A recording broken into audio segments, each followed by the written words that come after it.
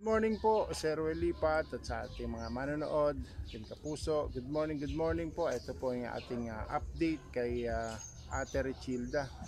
Ito po si Ate Richilda, kung naalala niyo po, ito yung tinulungan ni Sir Ruel ng buong Team Ruel Lipat na mapaoperahan ang kanyang katarata. Subalit matapos po ang operasyon ng katarata, ay meron pa pong nakita sa kanya na glaucoma, kaya liwanag lang po ang nakikita niya kasi po yung glaucoma po ay imposible na pong mapagaling.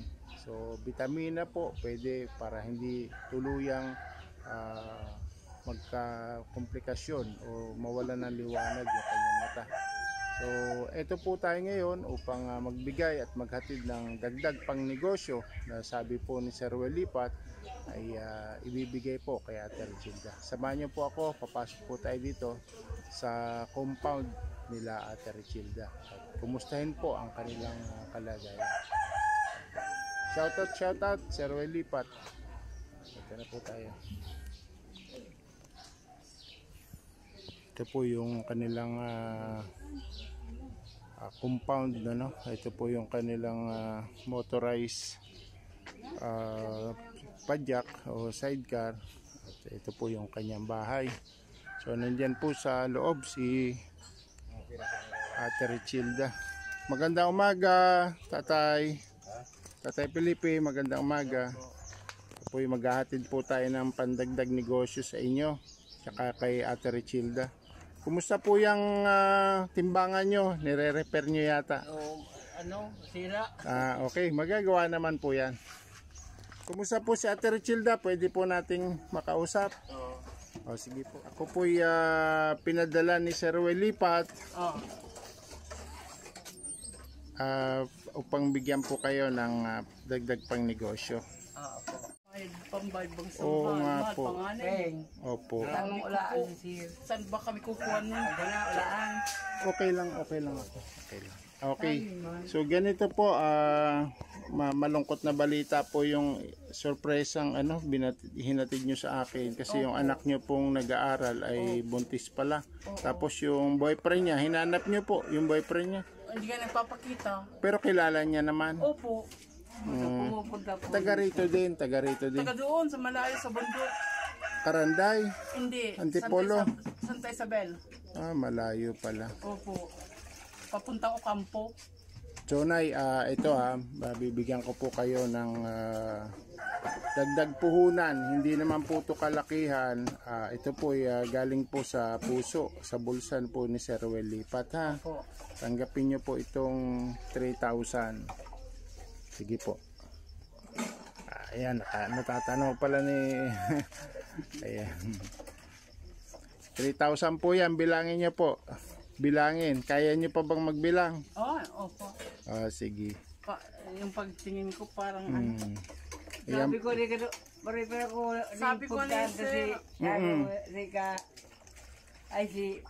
sabi ko kadi. Opo.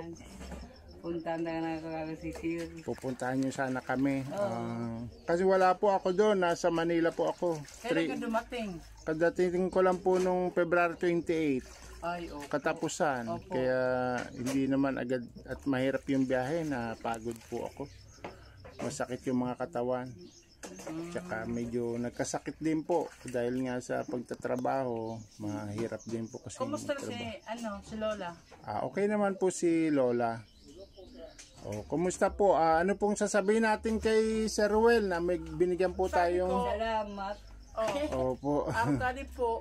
Sige, anong plano nyo po dyan sa binigay sa inyong konting puhunan?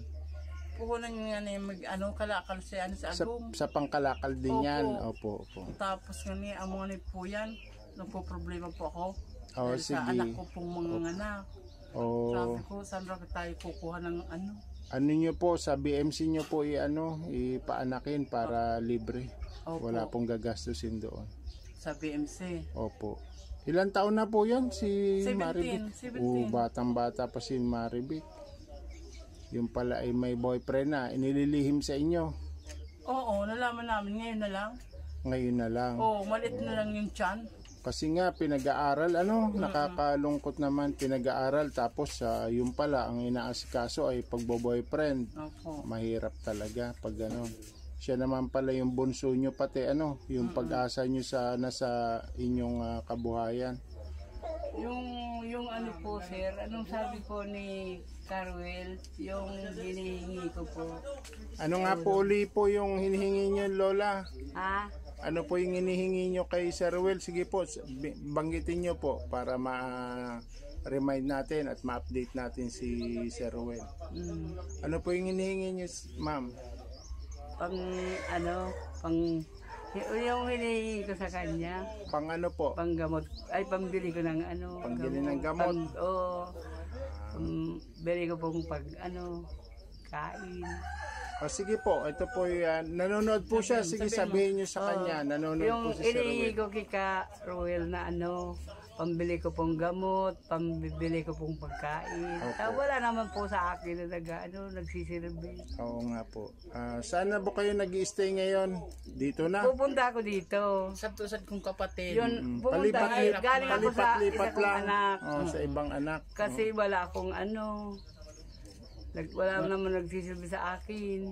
Oo nga po. Kaya kahit ako sa mga anak ko, pumupunta ako. Apo, kayo po si Lola, ano po pangalan? Remedios. Remedios. Ayun. Lola Remedios, ano pong apelyido? Nang dalaga pa ako. Yung pong may asawa na. Buendia po. Buendia. Opo. Ito po si Lola Remedios Buendia ay nananawagan sa ating mga manonood na mabigyan po siya ng pambiling gamot at pagkain. Ayun. Ito naman po si ating Richilda. Sir Wilipat ay ang kanya pong natanggap na dagdag pang negosyo ay idadagdag sa puhunan sa Kalakal. Ano po? Hindi na po muna magtitinda ng ulam. Mga kakanin, hindi muna. Hindi muna kasi paanakin ko muna yung anak ko. Opo, yun. Oo. Sa susunod na lang, sana. So, meron kayong blessing ngayon dahil Opo. may bagong baby na lalabas. Opo. Bigay po yan ay God sa atin. Blessing po yan. Sana. Opo. Narinig man tayo. Sana sir. Marinig po ito. Sir. Papadala ko po itong video. Sige po. Sana matulungan magsabi ulit po ako ni Sir Ruel sa negosyo. Opo. Yan nga po. Pinadala na po sa inyo. Kasi nga po, marami po talagang humihingi rin ng tulong kay Sir Ruel. Opo. Hindi lang po tayong Oo, taga ang rito, dami. taga Oo. Baaw. So, pag nabigyan po, yun po yun. Meron na po tayo. Oo. Ngayon po, kung Tapos, kay panibagong hingi, makikipag-usap uli. Amo po. Tapos gusto ko sanang makabalik sa to, pa-check up ulit. Opo. Ganito po, pag kayo po may cellphone po yung anak nyo, lagi po tayong manood kay Sir Ruel para nakakausap nyo siya. Mabigyan nyo siya ng update kung ano po mga naging negosyo, anong naging umunlad po ba, o sa inyo po ba nilagay yung negosyo. Oo, malalaman din niya. Yun po, kaya manood po sila. Manood po kayo ha. Paglilinggo, Pakisabi po. paglilinggo. Meron pong bukas, meron po siya bukas. Para marinig niyo po yung sasabihin niya. Ipaparating ko po ito. Ano po raw kasi, sir, ano po sasabihin yan? Narinig niya. Ito po ay ipapadala ko kay Sir Well. Opo, para po narinig niya yung inyong hinaing at yung mga hiling niyo po sa inyong pangbili ng gamot at saka pagkain. Ngayon po, kung kayo makakapanood bukas, Martes ng umaga, ay mas makakausap niyo pa po siya. Bukas. Opo, manood po kayo ha. Meron kayong mga cellphone yung anak nyo. At doon po sa channel na Ruel Lipat. Opo. Pwede po kayong tumawag doon at magbigay ng update, magbigay ng pasasalamat dito po sa ibinigay sa inyong pangnegosyo. At yung paggagamot sa inyo dati, mga nilakad, marami na rin po kayong naitulong sa inyo si Sir Ruel. Ano po? Opo. Yun po. Pwede pong umakyat, pwede pong magsalita kay Sir Ruel at magbigay ng update at pasasalamat.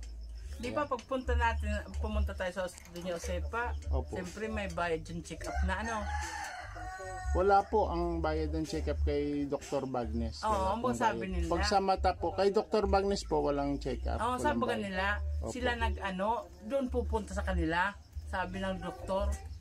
Opo. Ta para malaman ko kung pwedeng mag-inom pang gamot, tsaka ano. Opo po. Pwede naman po yun. Ta alam mo po sir, ganito. Kumbaga meron na kayong nakikita o meron kayong aninag. Opo. May naaninag kayong Mga tao. nagagalaw, ganun, mga nagaano. Yun po ay magandang po yan, magandang balita po yan. Kasi Pero meron hindi kayong ko naman nakikita. ganitong, parang pag dumadaan na tao, naanuhan ko. Oo, nararamdaman nyo yun. nararamdaman tsaka ko. Nakikita rin yung Oo, kung anino. anong ginagawa Parang nila. anino lang.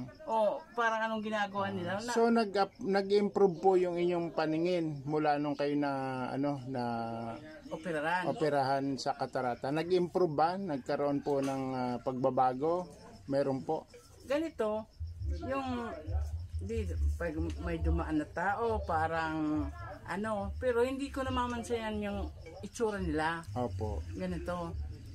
Parang anino lang. Oo, pero ito, pag nagagalaw ako, Mhm. itong kamay ko, naanuhan ko. Nakikita nyo yung kamay nyo. Oo, pero hindi masyado, madilim. Shadow lang siya. Oo, madilim po. Yun na nga po yun, yung mata nyo po ay may epekto ng glaucoma. Oo. May disease kayong glaucoma na kailangan po ay bigyan po ng bitamina Yan. para hindi lalong lumala. Kasi sabi yung ba, glaucoma diba, po ay hindi ano po naman po sila yan may na-operahan. Di ba sabi noon ng taga-Albay, kailangan raw herbal, di ba? Yung Pwede rin po yun. Opo. Pwede kayo magtanong-tanong sa mga magtanong tungkol sa herbal. sa doktor. Sa doktor po, wala pong herbal na ibibigay sa inyo ang Wala. doktor. Sa ibang Pwede po kayo magtanong-tanong sa mga kakilala nyo na meron na rin ganyang Sakit. karamdaman. Opo. So, ganun na lang po. Bukas po, manood po kayo ha, para Di ba magkausap-usap sir, tayo ni Sir sabi, Ruel. bumili akong gamot para matagal-tagal ba yung paningin ko. Kayo po, nakakakita pa rin. Parehas lang kayo. Aninag din, aninag. Opo. Opo, ganun po kasi ang glaucoma. Di Talagang ba sa resita ganyan. mo kanina nandyan sa'yo? Resita ni mama dun sa Opo, ospital. opo, meron po kayong reseta dito. Itao yan niya ka na ko. Pag pumanda lang natin ibabaka. Pwede ko naman pong ibigay yan sa inyo. Hanapin ko lang po dun sa mga... Diri, tama sir, itao mo yung ganak ko pag ako na ibabakal. Opo, sige po. Pag wala pa po, nasa akin muna. Ha? Oo, sa tama naman, Ima. Oo. Okay. Sige po, maraming salamat ulit sa opo. pinagbigyan Sabi nyo ni Sir kami Ruel. na mai-video kayo at mai-picture sa channel po na Dong Tigidong at ni Sir Ruel Lipan. Okay. Sige, salamat. Oo, salamat Maraming po. salamat din Salamat, po. sir. Tay. Sige po. Lakad na po tayo. Ay dapat sir, malaman ni Carwil. Kaya nga po sabi ko ay ipapabigay ko po itong video na binanggit nyo. Ano po? Opo. Okay. Sige. Salamat po. Okay. Ayan, salamat. Sir Pupunta Ruel, na lang kami doon sa inyo kung may kailangan ako. pa-uwi na po ako at dito po. Maraming salamat. Nandito po ako ngayon kala Ate Richilda at naibigay ko na po yung kanilang dagdag pang negosyo. God bless po and thank you very much.